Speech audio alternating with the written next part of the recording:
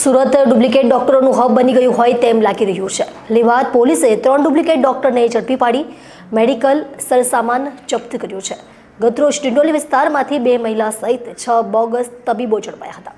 Textile અને diamond બાદ જાણે સુરત નકલી ડોક્ટરનું હબ બન્યું હોય તેમ વધુ બોગસ ડોક્ટરને ઝડપી લેવામાં આવ્યા છે। સુરતમાં લીંબાયત પોલીસની ટીમે ડોક્ટરનું નકલી સર્ટિફિકેટ મેળવી ડોક્ટર તરીકે ઓળખ આપી દર્દીઓની સારવાર કરતા 3 ડુપ્લિકેટ ડોક્ટરોને ઝડપી પાડ્યા છે।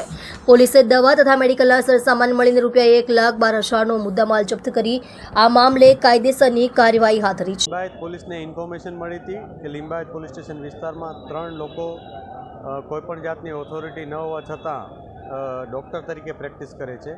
પોલીસે આરોગ્ય વિભાગની ટીમને સાથે રાખી અને રેડ કરી હતી કે જેમાં 3 ડૉક્ટરો પકડાયા હતા। આ 3માં એકનું નામ રાજેશ યાદવ, એક ધર્મેન્દ્ર યાદવ અને એક દીના આદિત્ય કલિતા કરીને છે।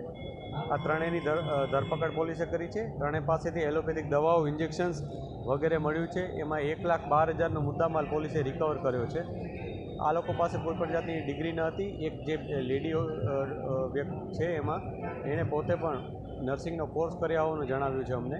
એ પણ અમે તપાસ કરી રહ્યા છીએ કેટલો સમય એણે નર્સિંગ તરીકે પ્રેક્ટિસ કરી છે। આ ઉપરાંત એણે નર્સિંગ તરીકે પ્રેક્ટિસ કર્યા બાદ આ પ્રકારનું એને ઓથોરિટી છે કે નહીં એ પણ અમે તપાસી રહ્યા છીએ। જે પણ લોકો વિરુદ્ધ વધારે અમને ઇન્ફોર્મેશન મળશે એના વિરુદ્ધ અમે કાયદેસરની કાર્યવાહી કરીશું।